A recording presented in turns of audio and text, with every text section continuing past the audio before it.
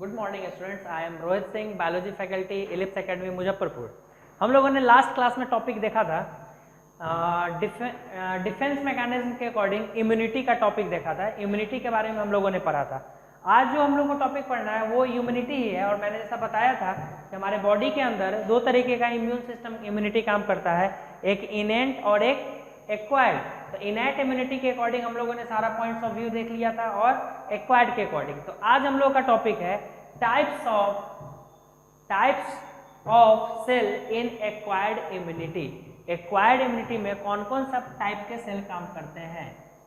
Types of cell इन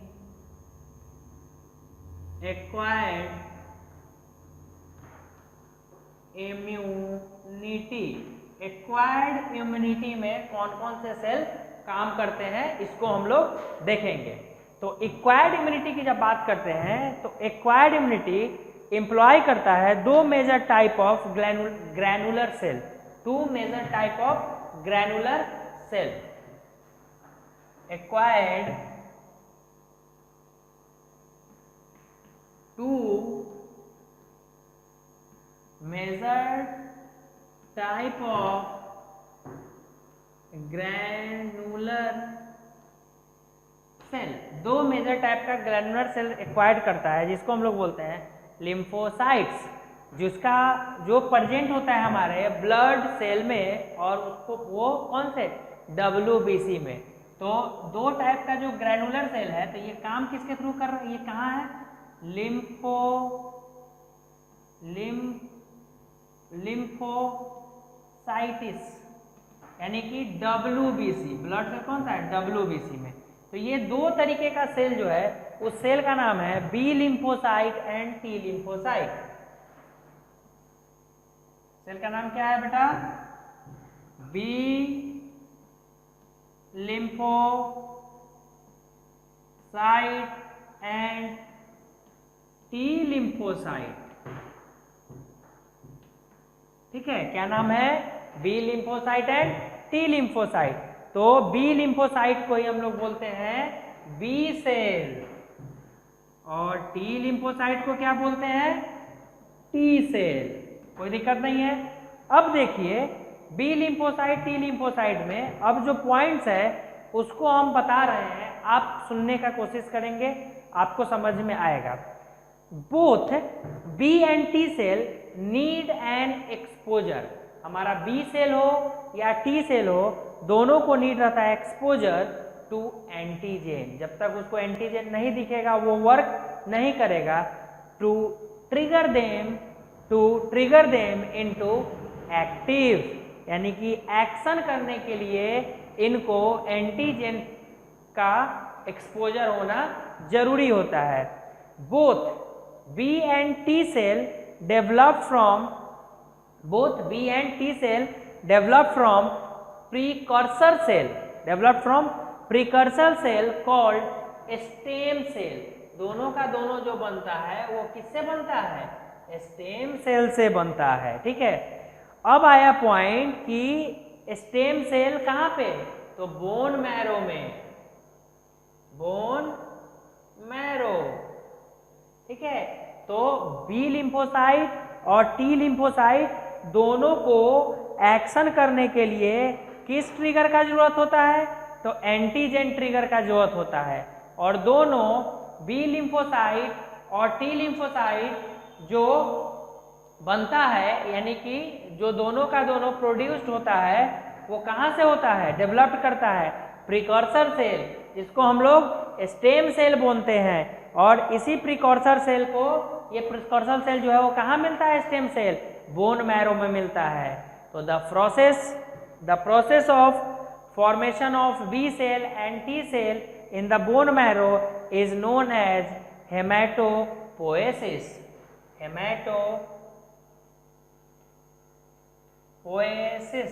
इसी को हम लोग क्या बोलते हैं? हेमाटोपोएसिस बोलते हैं। क्लियर? कोई इशू नहीं है।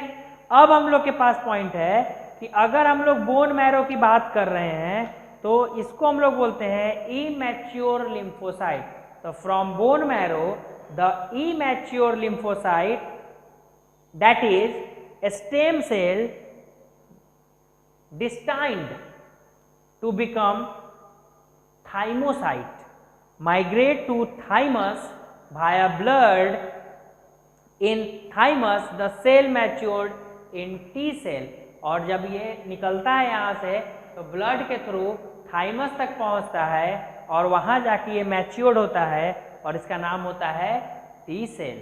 और बी सेल जो होता है, the B cell remain in bone marrow and mature in marrow itself. वो बोन मैरो में ही बी सेल रहता है और वहीं पे क्या करता है, मैच्योर करता है। ठीक है, तो अब बी लिम्फोसाइट है आपके पास, तो बी लिम्फोसाइट को हम लोग बोलते हैं produce an army of protein in response to pathogen. Produce an army of protein to produce an army of protein in response to pathogen. Pathogen का रिस्पॉन्स मिलते ही B lymphocyte army of protein की तरह काम करता है, इसलिए बोला गया produce an army of protein in response to pathogen into our blood to fight with them. जैसे ब्लड में मिलता है और उससे क्या करता है, फाइट करता है। These protein are called antibodies. तो इसमें जो ये प्रोटीन होता है बी लिम्फोसाइट का, उसको एंटीबॉडीज बोलते हैं और ये प्रेजेंट होता है हमारे ब्लड में, और यही ब्लड में प्रेजेंट होने के बाद ये इम्यून रिस्पॉन्स लेता है, इसीलिए इसको हम लोग बोलते हैं humoral immune response. Humoral immune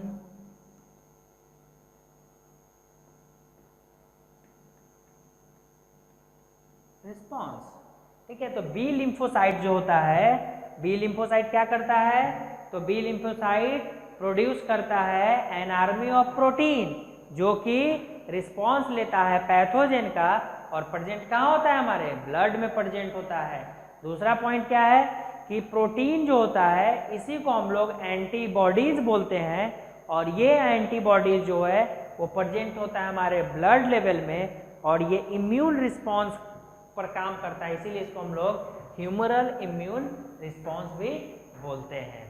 दूसरा टी लिम्फोसाइट जो होता है, they themselves do not secrete antibodies but help B cell to produce them. ये खुद से कोई एंटीबॉडीज प्रोड्यूस नहीं करता है, लेकिन बी को हेल्प करता है, इसीलिए इसको हम लोग हेल्पर टी सेल भी बोलते हैं। ये लिम्फोसाइट जो होता है ये व्हाइट ब्लड में प्रेजेंट होता है, और ये attack against antigen and the immune response by them is called cell mediated response. इसीलिए इसमें जो रिस्पॉन्स होता है उसको हम लोग बोलते हैं, ये जो रिस्पॉन्स लेता है वो सेल मेडिएटेड रिस्पॉन्स लेता है। ठीक है, सेल मेडिएटेड रिस्पॉन्स। अब बात करते हैं, इसी को हम लोग सेल मेडिएटेड इम्यूनिटी भी बोलते हैं।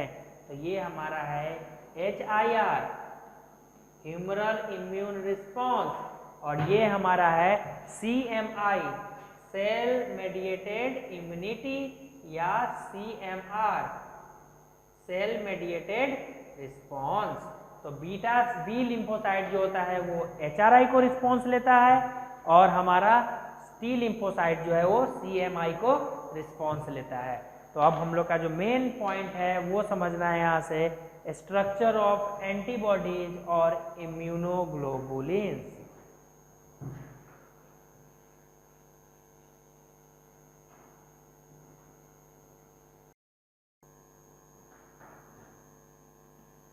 क्या बोलते हैं, स्ट्रक्चर ऑफ एंटीबॉडीज और इम्यूनोग्लोबुलिन्स। तो स्ट्रक्चर देखिए,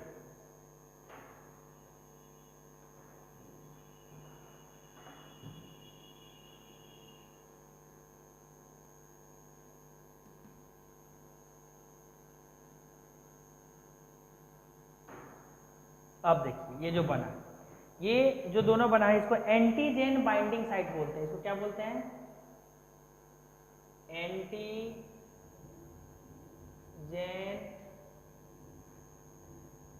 बाइंडिंग साइट। क्या बोला जाता है इसको, एंटीजेन बाइंडिंग साइट बोला जाता है। ठीक है, ये जो देख रहे हैं आप, ये दोनों इस पोजीशन में भी अगर आपस में अटैच्ड है दोनों पार्ट, ठीक है, मान लेते हैं ऐसे, ये ऐसे और ये यहाँ से अटैच्ड है, ये दोनों ऐसे अगर अटैच है, अलग अलग चेन के फॉर्म में भी है, तो कौन से बॉन्ड से, एस बॉन्ड और एस बॉन्ड से अटैच है। यहाँ भी अगर मान लेते हैं ये दोनों ऐसे अगर यहाँ अटैच करके आप दिखा रहे हैं, तो ये मतलब दो अलग अलग, ये इतना बड़ा चेन जो आपस में अटैच हुआ है वो एस बॉन्ड से हुआ है, ठीक है। तो आगे के भी प्रोसेस में देखेंगे तो अटैचमेंट किससे दिखेगा, एस बॉन्ड से दिखेगा, ठीक है। कंटिन्यूअसली आप देखते चलेंगे, इन दोनों के बीच में अटैचमेंट भी किससे दिखेगा, एस बॉन्ड से ही दिखेगा, ठीक है। कितना एस, 2 एस, यहाँ भी आप देखोगे 2 एस बॉन्ड से अटैच दिखेगा, ठीक है। किसी भी पोजीशन पे आप देखोगे 2 एस बॉन्ड ही इसको अटैच करके रखेगा, ठीक है। अब अगर हम लोग आ रहे हैं तो आप ऐसे भी अटैच कर सकते हैं, या ये दोनों आपस में इतना बड़ा चेन है तो ऐसे भी दोनों अटैच हो सकता है। तो ये दोनों भी कौन से बॉन्ड से अटैच रहेगा, एस बॉन्ड से अटैच रहेगा। आप इसका डिस्क्रिप्शन में आपको जो मतलब डायग्राम बनेगा इसको आपको समझना होगा कि इसका डिस्क्रिप्शन कैसा है, ठीक है। तो इसमें 2 तरीके का चेन बन रहा है, ये बड़ा वाला चेन है, इसको हम लोग हेवी चेन बोलते हैं, और ये छोटा वाला चेन है, इसको हम लोग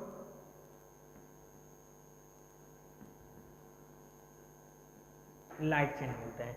तो एक हमारा हेवी चेन हो गया और दूसरा हमारा लाइट चेन हो गया। अगर हम लोग हेवी चेन लाइट चेन में भी आएंगे तो यहाँ भी इसका अटैचमेंट जो रहेगा, सॉरी,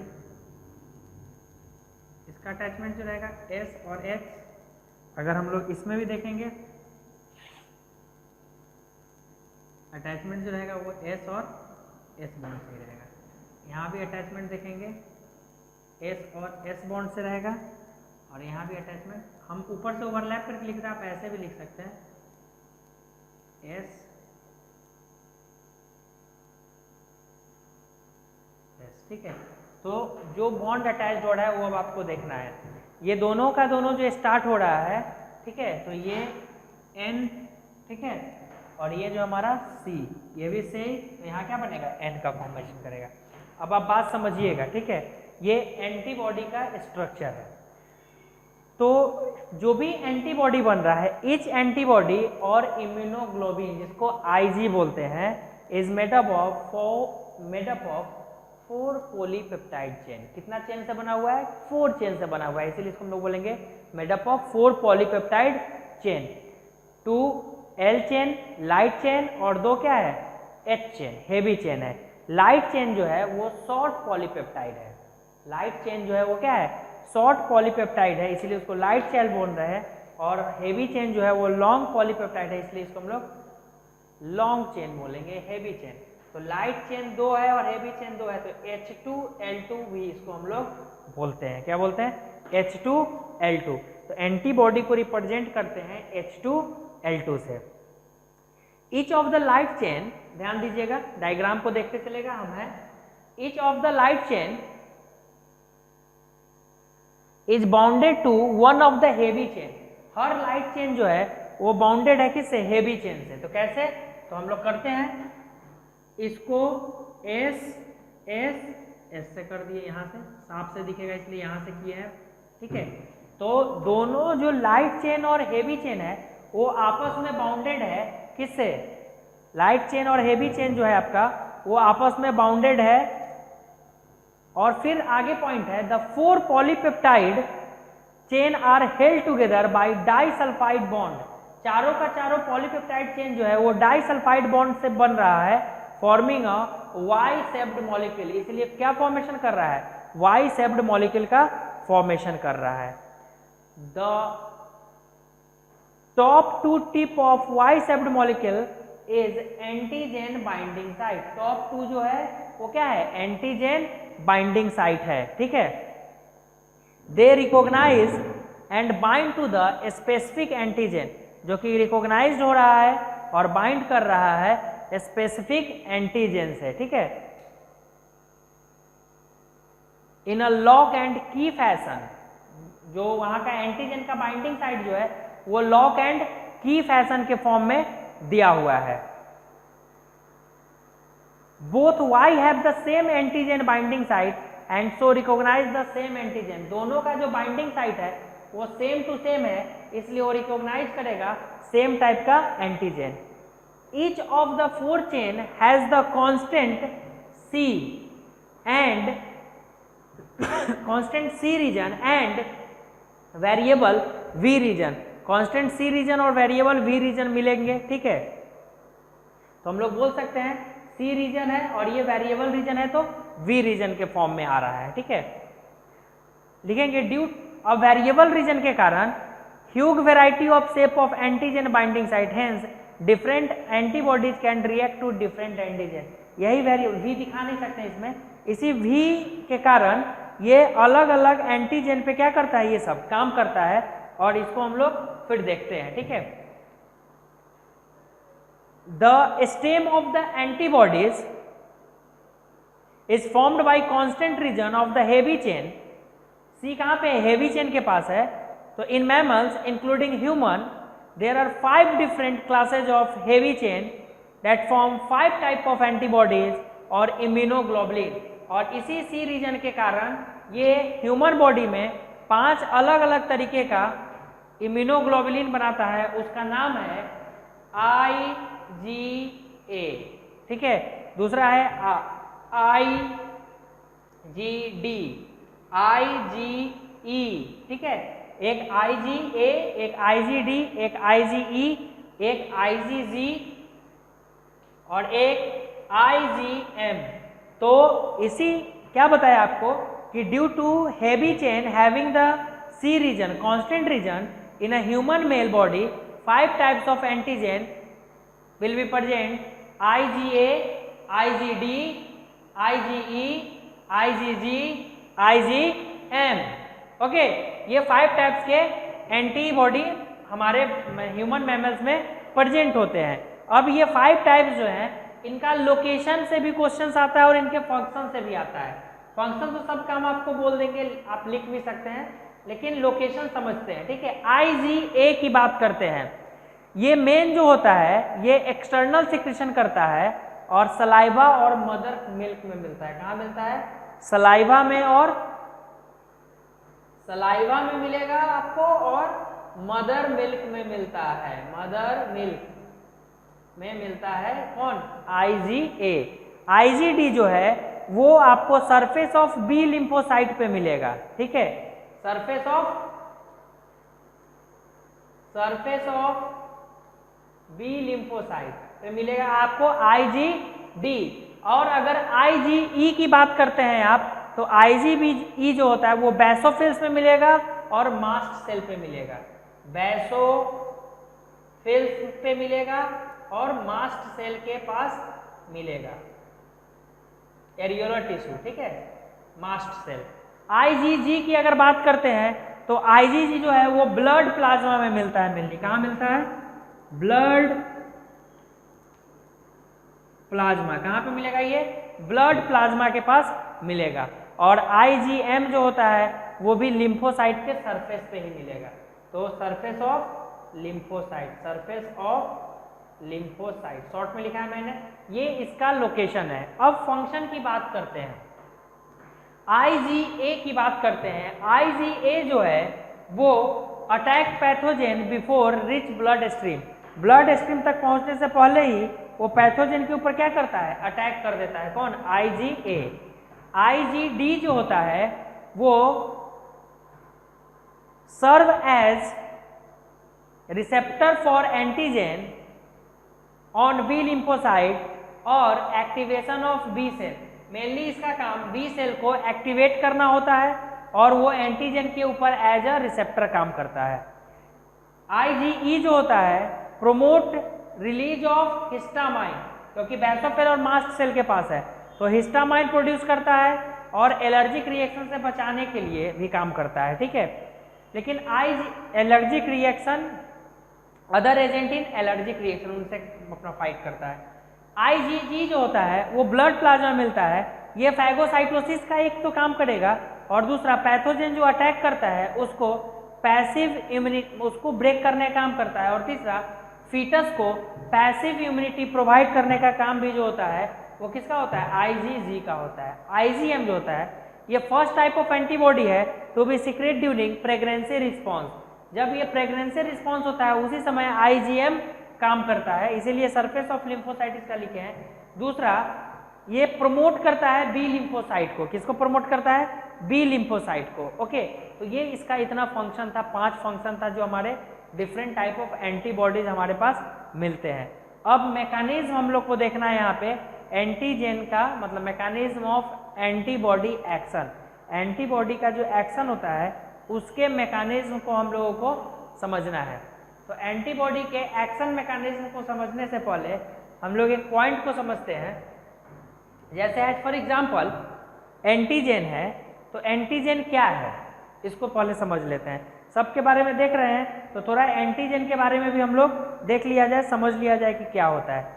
ये एंटीजन जो है लार्ज कॉम्प्लेक्स फॉरेन बॉडी है। एंटीजन जो है, एंटीजन के बारे में समझ रहे हैं, लार्ज कॉम्प्लेक्स फॉरेन मॉलिक्यूल है that active specific immunity in the body, जो कि बॉडी के अंदर के स्पेसिफिक इम्यूनिटी को एक्टिव करता है। दूसरा पॉइंट कि ये the immune system of our body can recognise a large number of antigen that may enter the body. तो हमारे बॉडी का जो इम्यून सिस्टम है वो लार्ज नंबर ऑफ एंटीजन को भी क्या कर लेता है? रिकॉग्नाइज कर लेता है। ठीक है, तो पॉइंट आया हमारे पास कि मैकेनिज्म ऑफ एंटीबॉडी एक्शन, कि एंटीबॉडी कैसे हमारे ऊपर एक्शन करता है। और साथ में हम लोग देखेंगे ह्यूमरल इम्यून सिस्टम और सेल मेडिएटेड इम्यून सिस्टम। ठीक है, तो हम लोग मैकेनिज्म को देखते हैं, उसके बाद आगे के प्रोसेस को करेंगे।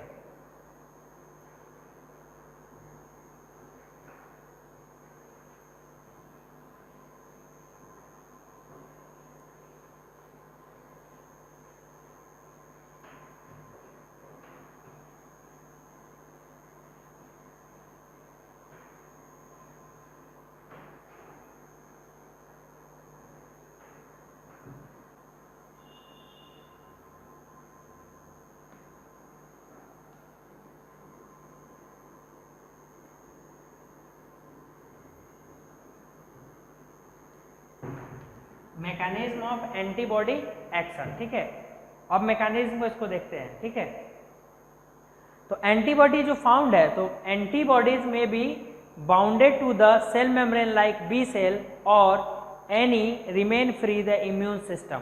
मतलब हमारा मैकेनिज्म जो है वो सारा का सारा किस पे डिपेंड कर रहा है? बी सेल पे डिपेंड कर रहा है। फ्री एंटीबॉडी जो होता है वो डिस्ट्रॉय और न्यूट्रलाइज करता है इन्वेंडिंग माइक्रोज या फॉर्मिंग एंटीजन एंटीबॉडी कॉम्प्लेक्स। तो 3 तरीके से, यानी कि इसका जो काम करता है मैकेनिज्म क्या है? ये बी सेल ही सारा काम करेगा और इनका काम होता है डिस्ट्रॉय करना। किसको? या डिस्ट्रॉय करना या प्रिवेंट करना।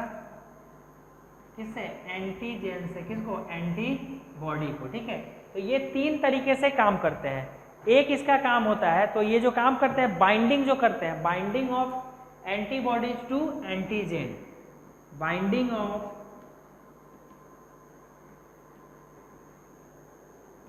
Antibodies to antigen. एंटीबॉडी जो है वो एंटीजन को जो बाइंड करता है वो 3 प्रोसेस से इसको बाइंड करता है। ठीक है, एक प्रोसेस है इसका एग्लूटिनेशन। एक प्रोसेस का क्या है? दूसरा और तीसरा एग्लूटिनेशन। एक पहला इसका मेथड क्या है बाइंडिंग करने का? एग्लूटिनेशन। दूसरा है ऑप्सोनिसेशन,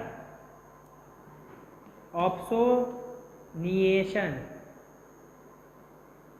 ऑप्सोनिएशन। एक एग्लूटिनेशन, दूसरा ऑप्सोनिएशन और तीसरा न्यूट्रलाइजेशन। 3 स्टेप में ये बाइंड करता है। 3 binding of antibodies to antigen 3 तरीके से बाइंड करता है। तो एग्लूटिनेशन, एग्लूटिनेशन जो आपका होता है इसका मतलब होता है clumping together of bacteria, virus और other foreign cell. Bacteria, virus और अदर फॉरेन सेल को ये क्लम्प कर लेता है, यानी कि एक जगह जकड़ लेता है। लेकिन ऑप्सोनिसेशन का मतलब क्या होता है? इसका मतलब होता है ऑप्सोनिसेशन। ऑप्सोनिसेशन का मतलब होता है आपको कि कोटिंग ऑफ बैक्टीरिया और virus to facilitate their subsequent phagocytosis by macrophage. मतलब ये बैक्टीरिया और वायरस के ऊपर एक कोटिंग बना देता है और क्या करता है, उसको फैगोसाइटोसिस प्रोसेस से डिस्ट्रॉय करता है। और न्यूट्रलाइजेशन का मतलब होता है, इन न्यूट्रलाइजेशन, पहले आप चाहेंगे तो आप अपने नोटबुक में नोट भी कर सकते हैं, एग्लूटिनेशन का डेफिनेशन आप लिख सकते हैं। It refer to the clumping together of bacteria, virus और अदर फॉरेन सेल। ठीक है, ऑप्निशिएशन का आप लिख सकते हैं, it means coating of bacteria, virus to facilitate their subsequent phagocytosis by microphage. और न्यूट्रलाइजेशन का आप लिख सकते हैं, इट न्यूट्रलाइज या in neutralisation the antibodies physically block harmful substance और हार्मफुल एंटीजन और the toxic released by the bacteria, making them harmless. Ultimately they are destroyed by phagocytosis. तो वो क्लम्पिंग कर लेता है, एक जगह जकड़ लेता है, ये उसके ऊपर एक कोटिंग चढ़ा देता है और ये उसको न्यूट्रलाइज कर देता है। ये अलग अलग तरीके से अपना काम करता है। अब देखिए, जैसे क्लम्पिंग करना होगा तो बैक्टीरिया है, बहुत सारा बैक्टीरिया है मान लीजिए,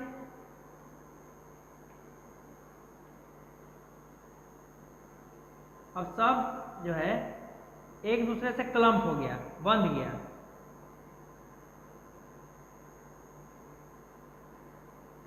ठीक है, इसी को बोलते हैं एंटीकोगुलेशन।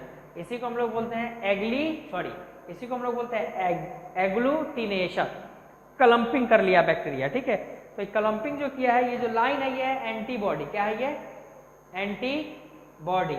और बाकी सब क्या है? बैक्टीरिया है। लेकिन ऑप्सिनेशन में जब आप आइएगा तो ये क्या करता है, मान लेते हैं फॉर एग्जाम्पल जो ये वायरस है, ऐसे ही बना रहे हैं हम,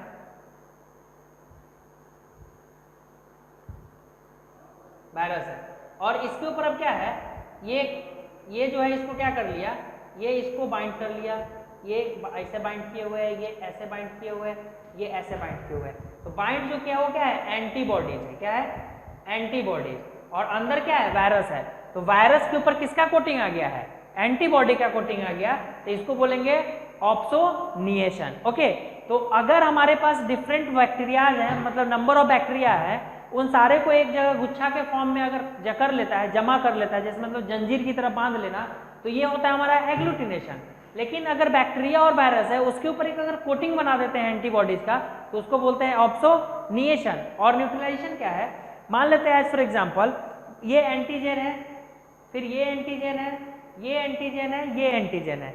अब यहाँ पे क्या है आपका, ये मान लो अगर हम लोग बैक्टीरिया बना रहे हैं, ठीक है, एंटीबॉडी बना रहे हैं, तो ये ऐसे जुड़ा एंटीबॉडी है। ठीक है, ये ऐसे एंटीबॉडी जुड़ा हुआ है, ये ऐसे एंटीबॉडी जुड़ा हुआ है। ठीक है, ये ऐसे एंटीबॉडी जुड़ा हुआ है, सब अलग अलग ही है, कोई कोटिंग नहीं है, लेकिन सब एंटीबॉडी आपस में मिलके इसको क्या कर दिया, सब एक दूसरे से मिला दिया, जोड़ दिया, एक चेन के फॉर्म में ले आया। तो लाने से क्या हो जाता है? न्यूट्रलाइज हो जाता है। लेकिन तीनों प्रोसेस को जो आप कराते हैं फाइनली, एग्लूटिनेशन, ऑप्सिनिएशन और न्यूट्रलाइजेशन, इन सब फेनोमेनन के बाद, यानी कि तीनों को मिला के, ये सब 3 लिख रहे हैं, ये तीनों को मिला के फाइनली काम किया जाता है फैगोसाइटोसिस। कौन सा प्रोसेस किया जाता है? फैगोसाइटोसिस किया जाता है। और फाइकोसाइटोसिस के बाद जो मैक्रोफेज होता है, ये ऐसे करके माइक्रोफेज जो बनता है, याद होगा आप लोगों को, इसके अंदर इसको क्या कर लिया जाता है? ईट कर लिया जाता है। और जैसे ये इसको ईट करता है, और ईट करने के बाद कहाँ पहुंचा? Bone marrow. बोन मैरो से स्टेम सेल जो है बोन मैरो में, उसके भाया थाइमस के पास पहुंचा, और बोन मैरो के पास भी रह गया। ठीक है, तो यहाँ से कहाँ गया? Bone marrow. बोन मैरो के बाद थाइमस के पास भी है, और कुछ बोन मैरो के पास भी है। थाइमस के पास जाएगा टी लिम्फोसाइट, बताए थे आपको, और बोन मैरो के पास जाएगा बी लिम्फोसाइट। दोनों मिलकर अंदर काम करेगा और काम करने के बाद टी जो होगा वो काम करेगा सेल मेडिएटेड और बी जो है वो काम करेगा ह्यूमरल इम्यूनिटी। तो नेक्स्ट क्लास में हम लोग देखेंगे कंपोनेंट ऑफ एक्वायर्ड इम्यूनिटी, जिसमें सेल मेडिएटेड इम्यूनिटी CMI और ह्यूमरल मेडिएटेड इम्यूनिटी इसमें HMR के बारे में देखेंगे और आपको बताएंगे कि कैसे कैसे सारा काम करते हैं। तो हम लोग उससे पहले बी सेल और टी सेल और ह्यूमरल और ये इन सब के बारे में आप फिर से जो आपको बताया गया है उन सारे टॉपिक को देखेंगे, क्योंकि जो भी आपको आज की क्लास में और लास्ट क्लास में बताया गया वो सब आपके लिए क्या है, बहुत ही इम्पॉर्टेंट है। तो सेल मेडिएटेड इम्यूनिटी और ह्यूमरल मेडिएटेड इम्यूनिटी के अकॉर्डिंग सारा पॉइंट आपका चलेगा। अब पॉइंट आया कि जब इन सबको देखेंगे तो हमारे पास काम कैसे होगा, तो इसके मैकेनिज्म को देखने के लिए हम लोग नेक्स्ट क्लास में मिलते हैं सेल मेडिएटेड इम्यूनिटी और ह्यूमरल मेडिएटेड इम्यूनिटी के बारे में। ओके, ठीक है, बाय बाय।